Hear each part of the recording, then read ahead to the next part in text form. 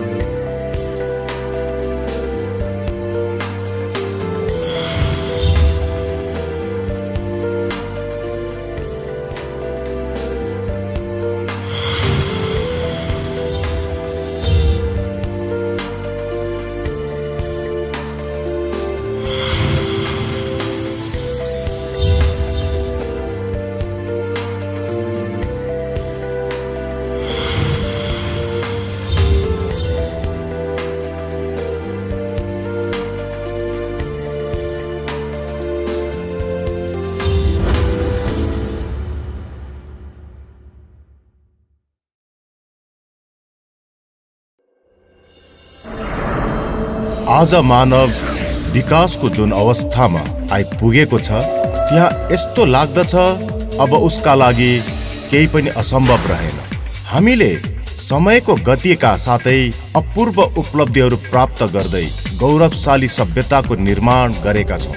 विश्व सञ्चार एवं प्रविधिले एउटा यस्तो दुनियाँ बनाइदिएको छ जुन कुनै बेला केवल हाम्रो कल्पनामा मात्र हुन्थ्यो। अब विश्व एउटा गाउँ समान बन्न पुगेको छ।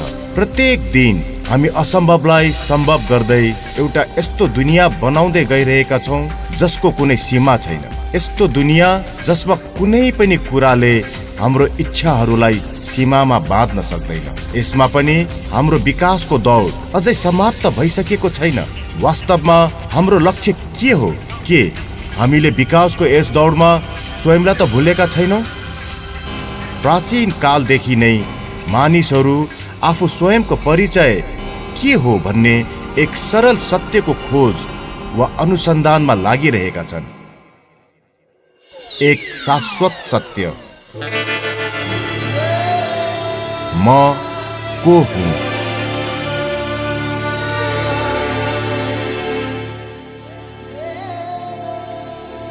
हरेक मानिसमा जान्ने इच्छा स्वाभाविक तथा जन्मजात हुन्छ।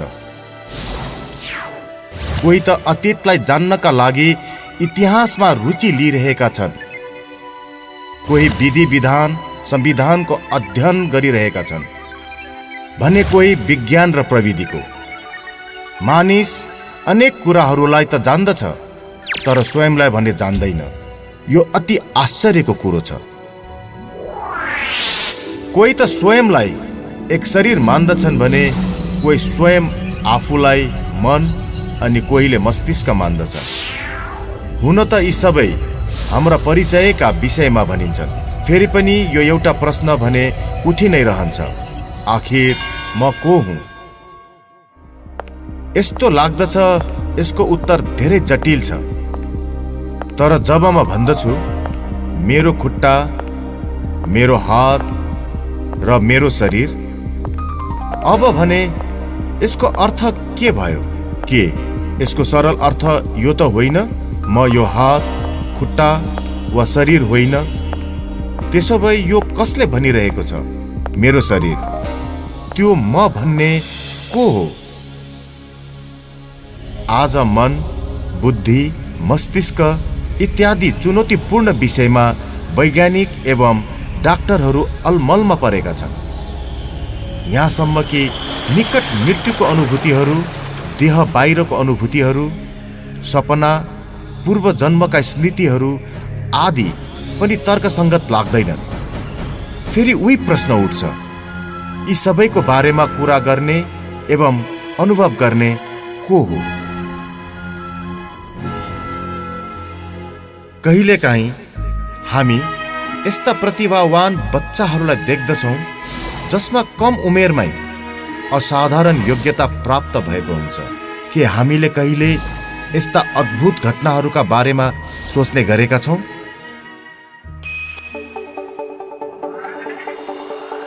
अब प्रश्न उठ्छ, के शरीर मस्तिष्कका साथै आफैमा सम्पूर्ण छ? शरीरका विभिन्न अङ्गहरूलाई कसले चलाउँछ? मस्तिष्कलाई समयअनुसार सही सङ्केत दिने को हो? के शरीर विभिन्न कोशिकाहरूको समूह मात्र हो जसमा जैविक क्रियाहरू चलिरहन्छन्? तन्त्रिका प्रणालीको सञ्चालन हुनु, हार्मोन्सलाई प्रभावित गर्नु, रक्त सञ्चालन हुनु, श्वास प्रश्वास क्रिया, पाचन क्रिया आदिलाई सङ्केत कसले पठाउँछ? मृत्यु पर्यन्त शरीरको क्रिया प्रणालीहरूलाई सुचारू रूपले कसले चलाउँछ? अलिकति सोचौँ। सङ्कल्प कहाँबाट उत्पन्न हुन्छ? देहसँग त्यसको अन्तर्व्यवहार कसरी हुन्छ? के विचारहरूको मूल स्रोत मस्तिष्क हो वा मस्तिष्कलाई पनि सञ्चालन गर्ने अरू नै कोही छ? सङ्कल्प भौतिक हो या पराभौतिक? परमाणु एवं अणुहरूद्वारा निर्मित यो परिवर्तनशील दुनियाँमा केही पराभौतिक चिजहरू पनि छन् जसलाई न त कुनै माइक्रोस्कोप वा दूरबीनले देख्न सकिन्छ र न त कुनै उपकरणद्वारा नाप्न नै सकिन्छ। वास्तवमा यस्ता कुनै पनि उपकरण अहिलेसम्म न त बनेका छन् न त बनाउन नै सकिन्छ। तिनीहरूलाई पत्ता लगाउने एउटा मात्र विधि छ, अन्तर्मुखी भएर गहन शान्तिमा स्थित हुनु।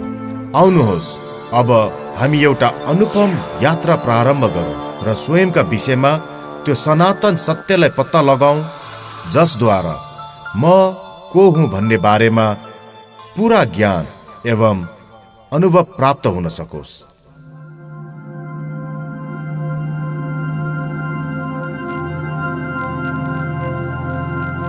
यो म होइन, म यो हुँ। म एक आत्मा हुँ, एक अति सूक्ष्म, अविभाज्य र अविनाशी चेतन दिव्य प्रकाश बिन्दु रूप हुँ। एक पराभौतिक सत्ता हुँ। जबसम्म म आत्मा यो देहमा हुन्छु तबसम्म भनिन्छ यो शरीर जीवित छ। जब आत्मा शरीरबाट निस्कन्छ तब शरीर सब बन्न पुग्छ। यस घटनालाई नै मृत्यु भनिन्छ। तर फेरि पनि आत्मा त अजर अमर अविनाशी छ, त्यो सदैव जीवित छ। आत्मालाई नै प्राण भनिन्छ। आत्मा नै प्राण ऊर्जा हो। म आत्माले सोच्दछु, निर्णय गर्दछु र शरीरद्वारा जानेर वा नजानिकन गरिएका सबै कर्महरूको म नै जिम्मेवार हुँ। म आत्मामा नै सबै संस्कार समाहित छन् तथा ममा नै स्मृतिहरू भरिएका छन्।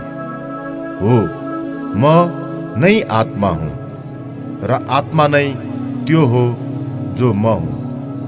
हामी प्राय भन्ने गर्छौँ मेरो आत्मा, तिम्रो आत्मा आदि। यसको सट्टा म आत्मा यो शरीरको मालिक हुँ भन्नु उचित हुनेछ, किनकि तपाईँ आत्मा हुनुहुन्छ र जो तपाईँको हो त्यो शरीर हो। आकारमा म आत्मा अति सूक्ष्म छु। म अविभाज्य छु। कुनै शस्त्रले मलाई काट्न सक्दैन, आगोले मलाई जलाउन सक्दैन, हावाले मलाई उडाउन सक्दैन र पानीले मलाई भिजाउन सक्दैन। कुनै पनि भौतिक पदार्थले म आत्माको पथलाई रोक्न सक्दैन। म आत्मा अविनाशी हुँ र मेरो अस्तित्व सनातन छ। म मस्तिष्कका बीचमा भ्रिकुटीको मध्य भागमा स्थित छु। यही विराजमान भएर म आत्माले शरीरका सबै इन्द्रियहरूलाई मस्तिष्कद्वारा सञ्चालन गर्दछु। म सूक्ष्म प्रकाश पुञ्जमा नै अनगिन्ती प्रक्रियाहरू चलिरहन्छन्। ममा नै देहका विभिन्न अङ्गहरूको सञ्चालन, मानसिक चिन्तनदेखि लिएर आफ्नो भविष्यको भाग्य निर्धारणसम्मका कुरा समावेश भएका हुन्छन्।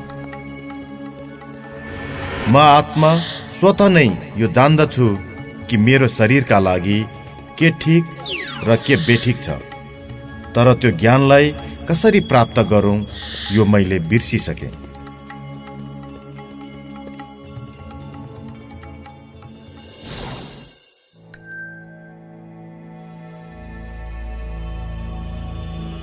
जब आत्मा शरीरमा स्थित हुन्छ तब यी 3 आन्तरिक शक्तिहरूद्वारा कार्य गर्दछ। यी शक्तिहरू हुन् मन, बुद्धि र संस्कार।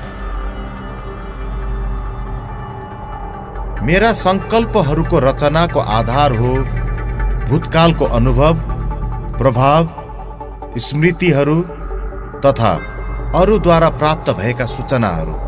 आत्मामा निहित संकल्पहरूको रचना तथा अनुभव गर्ने शक्तिलाई नै मन भनिन्छ। कहिलेकाहीँ यस्ता विचार मनमा प्रकट हुन्छन् जसबारे हामीलाई थाहा हुँदैन र ती विचारहरू निरन्तर चलि नै रहन्छन्। यो कसरी हुन्छ? यसको कारण हो अवचेतन मनमा सञ्चित रहेका पूर्व कर्महरूका सुसुप्त स्मृतिहरू। मनमा उठ्ने संकल्पहरूका स्वरूप जस्तो पनि हुन सक्छन्, जसरी राम्रो वा नराम्रो, समर्थ वा व्यर्थ, सकारात्मक वा नकारात्मक। संकल्प एक विचार पनि हुन सक्छ। प्राय गरी संकल्पले हामीलाई केही गर्ने निर्देश दिइरहेको हुन्छ। यो गरौँ वा नगरौँ, अहिले गरौँ वा पछि गरौँ, यो राम्रो हो वा नराम्रो आदि विषयको निर्णय म आत्माले लिने गर्दछु। संकल्पहरूलाई निरीक्षण गर्ने तथा निर्णय गर्ने आत्माको यस क्षमतालाई नै बुद्धि भनिन्छ। म आत्मा निर्णयका आधारमा कर्म गर्दछु। कर्मले आत्मामा आफ्नो छाप छोड्दछ, फेरि त्यसको प्रभाव विचार शैलीमा पर्दछ। यसैलाई संस्कार भनिन्छ।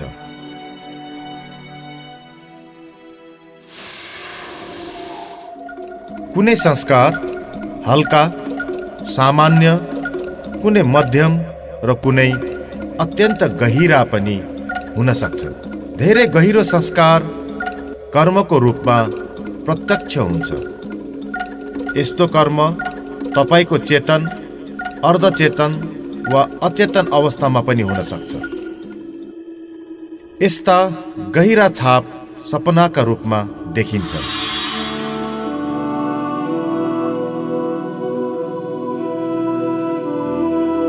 कुनै व्यक्तिका सपनाको आधार उस व्यक्तिद्वारा कुनै समयमा गरिएको कर्मद्वारा छोडिएको छाप हो। उदाहरणका लागि भनौँ, कुनै बेला कुनै व्यक्तिले अरू नै कसैलाई कुकुरले टोक्दै गरेको देखेको थियो वा कुनै बेला उसैलाई नै कुकुरले टोकेको थियो भने त्यो व्यक्ति कुकुरलाई देख्ने बित्तिकै भयभीत भइहाल्छ। यसै प्रकार जसले कुनै बेला कसैलाई डुब्दै गरेको देखेको छ वा पानीबाट कुनै दुःखदायी अनुभूति गरेको छ भने पानीलाई देख्ने बित्तिकै ऊ डराउँदछ।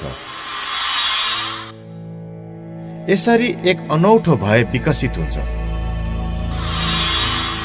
गहिरो गरी छापिएका यस्ता प्रभाव धेरै शक्तिशाली र तीव्र हुन्छन्। बारम्बार गरिने कार्यहरूका कारण यस्ता प्रभाव पर्ने गर्छ।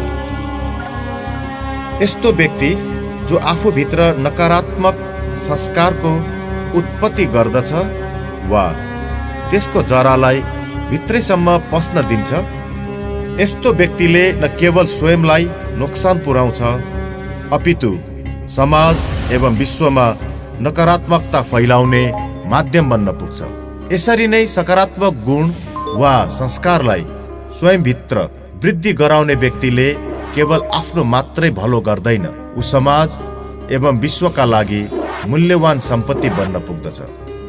सकारात्मक विचार धेरै जसो ढिलो चल्ने एवं स्थिर गतिका हुन्छन्। जब विचार व्यवस्थित एवं ढिलो गतिमा चल्दछ तब बुद्धिले सही निर्णय दिन सक्छ, जसले गर्दा सुखद अनुभूति भइरहन्छ। यस्ता व्यक्ति शान्त र स्थिर स्वभाव भएका हुन्छन्। यसका विपरीत नकारात्मक विचार धेरैजसो अस्थिर, छरिएका र तीव्र गतिका हुन्छन्। यसैले चिन्ता, आशंका, असुरक्षा र भय जस्ता नकारात्मक अनुभूतिहरू तथा भावनाहरूलाई बढाउँछ। कहिलेकाहीँ यस्तो पनि हुन्छ कि मनमा एकैसाथ धेरै विचारहरू उत्पन्न हुन्छन्।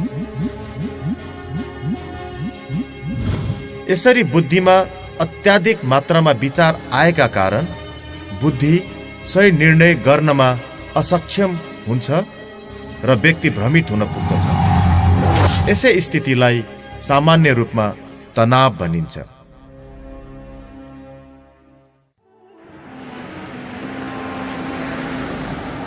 एउटा कार र एउटा ड्राइभरको उदाहरण उपयोगी हुन्छ।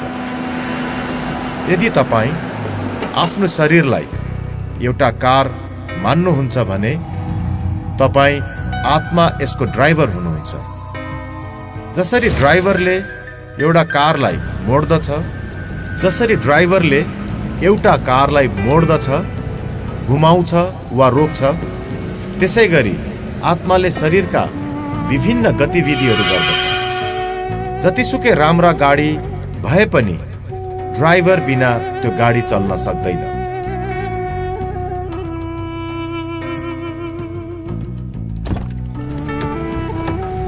जसरी ड्राइभरले गाडीलाई नियन्त्रण गर्दछ, ठिक त्यसरी नै आत्माले शरीरलाई नियन्त्रण गर्दछ।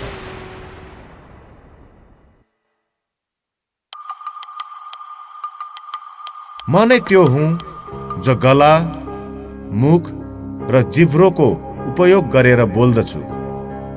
मेरो निर्देशनमा नै खाने र पिउने क्रियाहरू चल्दछन्। यसरी नै म आत्मा कानद्वारा सुनेर आवाजलाई ग्रहण गर्दछु।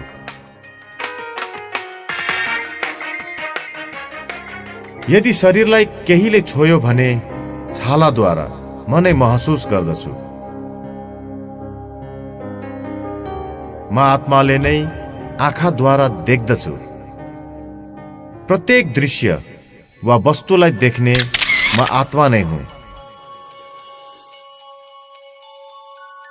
संक्षेपमा भन्ने हो भने मस्तिष्क सहित समस्त शरीरका अङ्गलाई म आत्माले नै उपयोग गर्दछु। कहिलेकाहीँ आत्मा भौतिक इन्द्रियहरूको सहयोग बिना पनि कर्म गर्न सक्दछ। यस घटनालाई ESP अर्थात् एक्स्ट्रा सेन्सरी पर्सेप्सन अथवा छैठौं इन्द्रिय पनि भनिन्छ। एक्स्ट्रा सेन्सरी पर्सेप्सन आत्माको एउटा यस्तो क्षमता हो जसद्वारा आत्मा बिना कुनै पूर्व अनुभव तथा बिना कुनै भौतिक इन्द्रियहरूको सहाराले पनि सूचना प्राप्त गर्न सक्छ।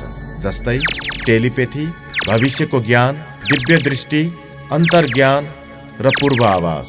यसरी पञ्चेन्द्रियको संलग्नता बिना भएका घटनाहरूले आत्माका छैठौं इन्द्रियको अस्तित्वलाई दर्शाउँदछ।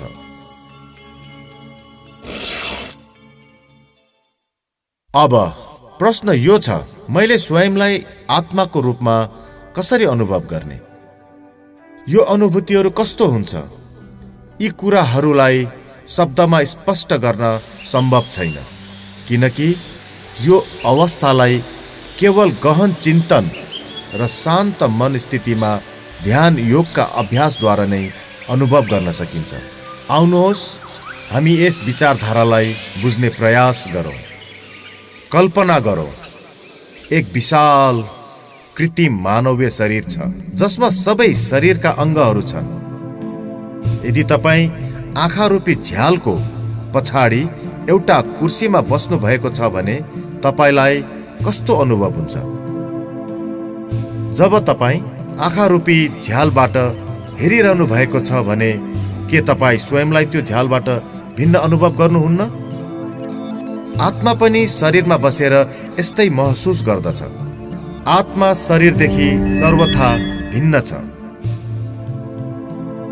यदि एक व्यक्ति जो दोस्रो व्यक्तिको अनुहारलाई देखेर प्रतिक्रिया गर्दछ भने उसको प्रत्येक प्रतिक्रिया अगाडि बसेको व्यक्तिको हाव भावमा आधारित हुन्छ। विश्वका प्रत्येक मानव मनको शान्तिको आकांक्षा राख्दछ, जीवनमा खुसी पाउन चाहन्छ, प्रेम गर्ने र पाउने इच्छा राख्दछ, शुद्धता र पवित्रतालाई मन पराउँदछ।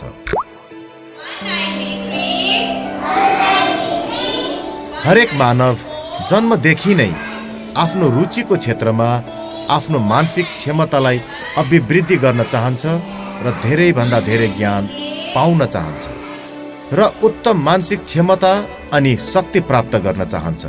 एक अबोध बालक आत्माका यिनै मूल गुणहरूका स्वरूप हुन्छन्।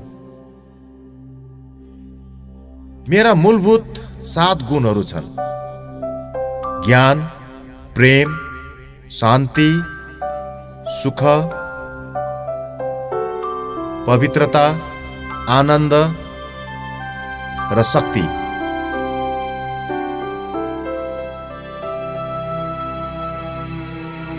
मौलिक रूपबाट हरेक व्यक्ति यी गुणहरूको जन्मदेखि नै अधिकारी हुन्छ। यी 7वटा दिव्य गुणहरूको स्वरूप हुन्। तर कैयौं मानिसहरू गलत मान्यता अथवा अज्ञानतावश वा वातावरण र व्यक्तिका प्रभावको वशमा परेर विपरीत दिशातिर गइरहेका छन्, जसको परिणाम स्वरूप हामी आफैलाई शरीरसँग सम्बन्धित विशेषताहरूमा विभाजित गरेर लामो समयदेखि आफ्नो पहिचान बनाइसकेका छौँ। अब अहिले यो वास्तविकतालाई बुझ्ने समय भएको छ। हामी सबै आत्माको स्वरूपमा यी शारीरिक सीमाहरूभन्दा पर छौँ। साथै मूल रूपमा हामी यी विशिष्ट दिव्य गुणहरूबाट सम्पन्न आत्माहरू हौँ।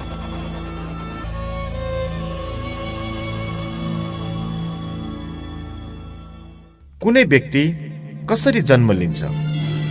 आमाको गर्भमा स्थित कोशिकाहरू एवं तरल पदार्थहरूको पिण्ड कहिले जीवित हुन्छ? त्यसमा प्राण कहिले आउँछ? जीवन ऊर्जाको सञ्चार तब हुन्छ जब एक आत्मा भ्रूणमा तेस्रोदेखि 5औं महिनाको बीच प्रवेश गर्दछ। आत्मा नै प्राण हो अथवा जीवन ऊर्जा हो।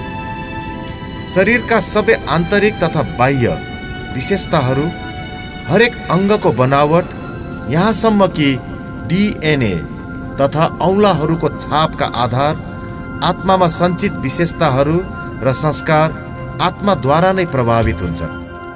अर्को शब्दमा भन्ने हो भने म आत्माले नै आफ्नो शरीरको बनावटको निर्धारण आफ्नो विचार, मन स्थिति र कर्मद्वारा निर्धारण गर्दछ। सामान्यतया आत्मा नयाँ शरीरमा प्रवेश गरेपछि पहिलेको जन्मको अनुभव, स्मृति र घटनाहरूलाई प्राय भुल्दछ। फेरि पनि केही उदाहरणहरू यस्ता छन्। जब कुनै व्यक्तिले आफ्नो पूर्व जन्मका कहानीहरू सुनाउँछन्, त्यसलाई जाँच गर्दा सत्य र यथार्थ पाइएको छ।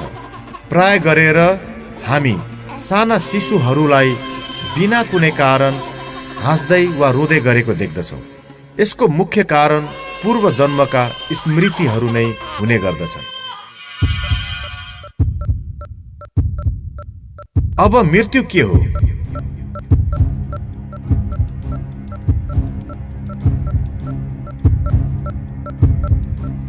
र मृत्युपछि के हुन्छ?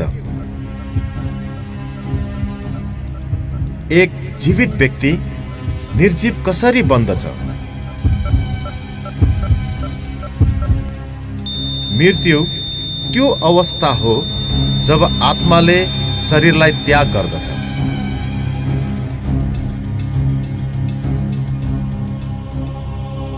जब आत्माले शरीरलाई छोड्दछ, तब शरीर जुन एक हड्डी मासु र रगतबाट बनेको आत्माको वस्त्र हो, एक शव मात्र बाँकी रहन्छ, जुन विच्छेदित भएर प्रकृतिको पञ्चतत्वमा विलीन हुन पुग्दछ।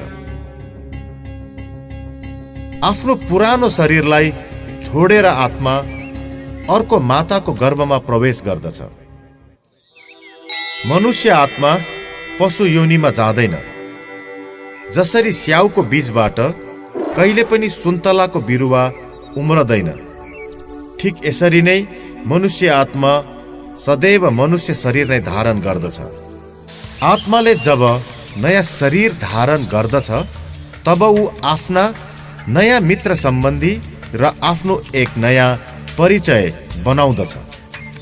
जसरी कुनै नाटकमा एउटा कलाकारले आफू सुहाउँदो वस्त्र लगाएर एउटा निर्धारित समयसम्म आफ्नो अभिनय पूरा गर्दछ, त्यसरी नै यो विश्व रङ्गमञ्चमा आत्माले पनि एउटा कलाकारले जस्तै निर्धारित समयसम्म अभिनय गर्दछ र जब शरीर अधिक उमेरको वा रोगी या कुनै घातक चोटका कारण काम नलाग्ने कमजोर बन्दछ, तब आत्मा शरीरलाई त्याग गरेर जन्मपछि जन्म लिँदै जान्छ। यसरी यो संसारमा जीवन एवं मृत्युको अविनाशी चक्र यस संसारमा चलि नै रहन्छ। विश्व नाटक अथवा विश्व इतिहास अरू केही होइन, केवल सबै आत्माहरूको एकत्रित खेल हो। आत्मा परमधाममा तबसम्म पर्खेर बसिरहन्छ जबसम्म विश्व नाटकमा उसको लागि प्रवेश गर्ने अनुकूल परिस्थिति हुँदैन। एक पटक आत्मा यहाँ आएपछि तबसम्म उसलाई यही नै रहिरहनु पर्छ जबसम्म सबै आत्माहरू यो विश्व नाटक मञ्चमा आइसक्दैनन्।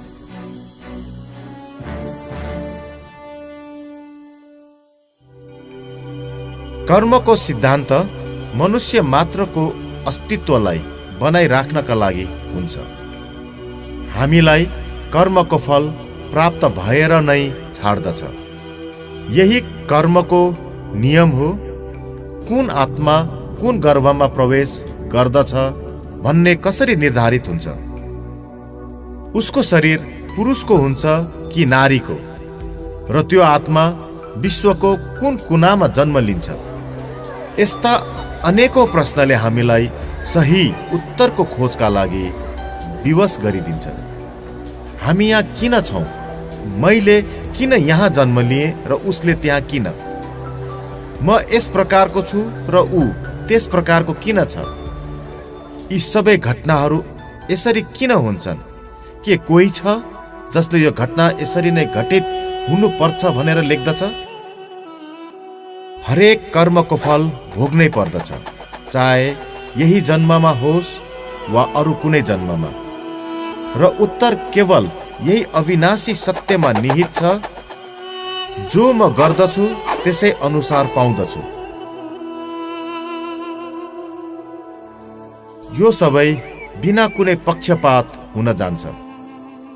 यही कर्मको नियम हो अथवा क्रिया र प्रतिक्रियाको सिद्धान्त। विश्वको कुनै पनि नियम बदलिन सक्छ, तर यो कहिल्यै बदलिँदैन।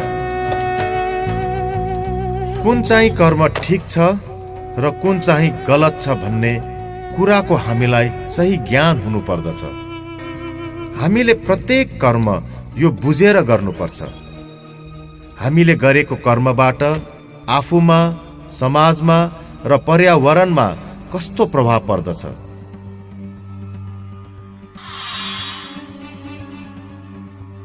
त्यसको परिणाम अहिले निस्कन्छ वा भविष्यमा हुनेछ।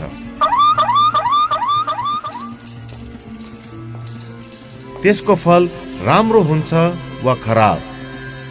प्रत्येक कर्मको फल अवश्य मिलेरै छोड्दछ। यसैले प्रत्येक कर्म गर्नुभन्दा पहिले अलिकति सोचौं र गरौं। जुन मानिसले कर्मको सिद्धान्तलाई जान्दैन, ऊ वर्तमानका घटनालाई हेरेर निष्कर्ष निकाल्दछ।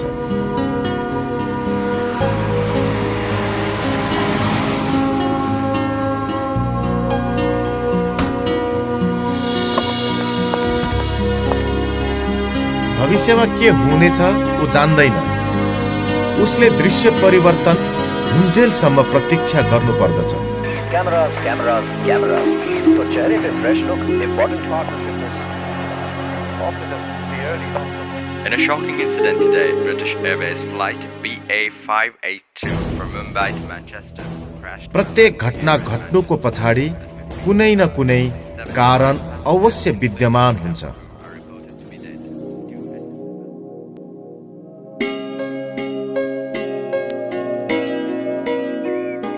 मेरो भविष्य यस समयमा गरिएको कर्ममा निर्भर छ।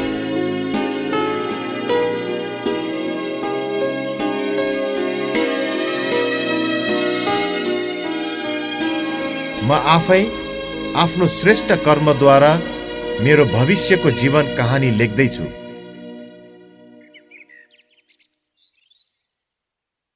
तपाई जस्तो रोप्नुहुन्छ त्यस्तै फल प्राप्त गर्नुहुन्छ। प्रकृति कति अद्भुत छ। यो संसारमा करोडौं मानिसहरू छन्, तर पनि प्रत्येक व्यक्तिको औंलाहरूको छाप अलग अलग छन्। कुनै पनि दुई डीएनए एक समान हुँदैनन्। हामी देख्छौं कुनै पनि दुई व्यक्ति एउटै जस्तो हुँदैनन्। यो यस्तो यसैले हुन्छ किनकि कुनै पनि दुई आत्माहरू एक समान हुँदैनन्। उनीहरूमा केवल यति मात्र समानता छ कि दुवै एक अविनाशी ज्योति बिन्दु हुन्। हामी विभिन्न व्यक्तिका व्यवहारमा, कार्य गर्ने तरिकामा, सोचाइमा, रहनसहनमा अन्तर देख्दछौँ। संक्षेपमा प्रत्येक आत्माको व्यक्तित्वमा भिन्नता छ। यसैले म आफैमा विशिष्ट छु। म कोही भन्दा सानो छैन, न म कोही भन्दा ठुलो छु। जब म यो महसुस गर्दछु म यो संसारमा अद्वितीय छु, म यहाँ आफ्नो विशेष पाठ खेल्न र जिम्मेवारी पूरा गर्न आएको छु भने म आफ्नो भविष्य आफै निर्माण गर्न सक्छु।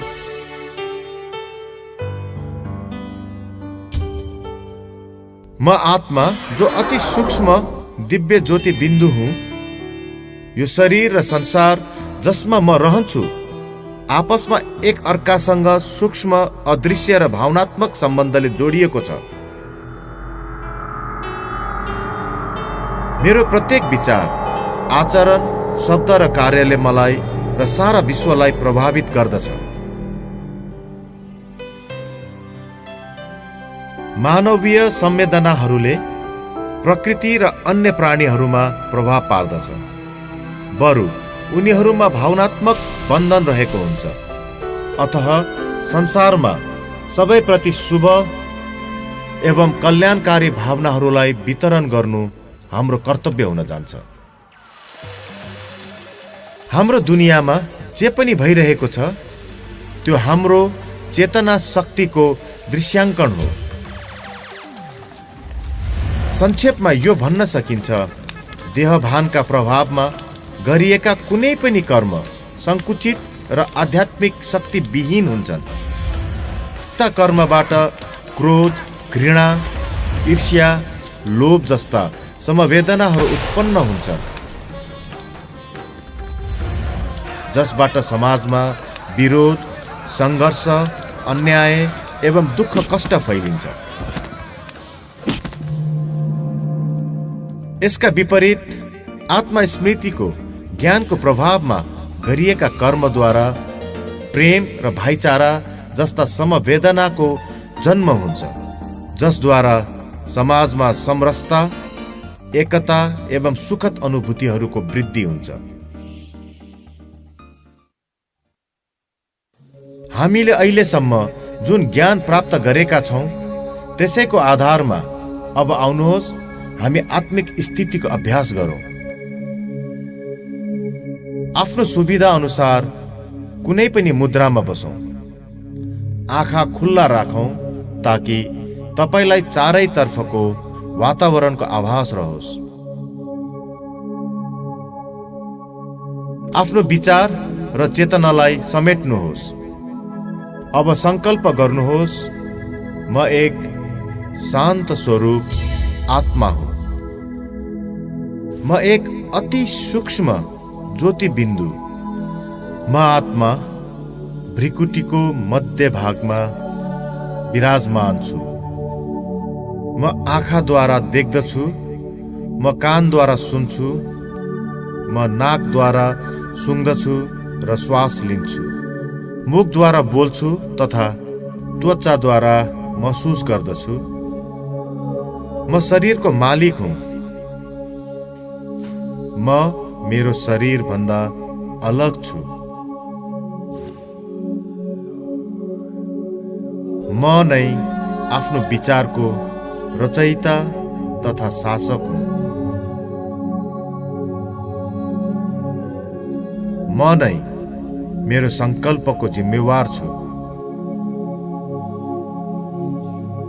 म आत्माले नै निर्णय लिन्छु। म आफ्नो कर्मको लागि जिम्मेवार छु। म सचेत रहेर कर्म गर्ने हुँ। म आफ्नो जीवनलाई नियन्त्रित गर्न सक्दछु। कदम कदममा आफूले आफैलाई आत्मा देख्ने अनि सम्झिने तथा अरूलाई पनि आत्मा देख्ने अभ्यास गरौँ। यसो गर्नाले म स्वयंलाई आफ्नो मौलिक गुण, विशेषता र सकारात्मक शक्तिका साथ अनुभव गर्न सक्दछु। म को हुँ र मेरो आन्तरिक स्वभाव के हो, यसको सही ज्ञानले मेरो दृष्टिकोणलाई अरूप्रति बदल्दछ तथा अरूसँग राम्रो सम्बन्ध बनाउनमा हाम्रो मद्दत गर्दछ र मैले आफूले आफैलाई जान्नका लागि विवेक दिन्छु। जब मेरो प्रत्येक कार्य र व्यवहार आत्मिक स्थितिमा हुन्छ, तब म आफ्नो वास्तविक स्वरूपको अति समीप हुन्छु। यही आत्मिक स्थिति हो। यही स्थितिमा म आफ्नो जीवनको लक्ष्य र उद्देश्यलाई प्राप्त गर्दछु।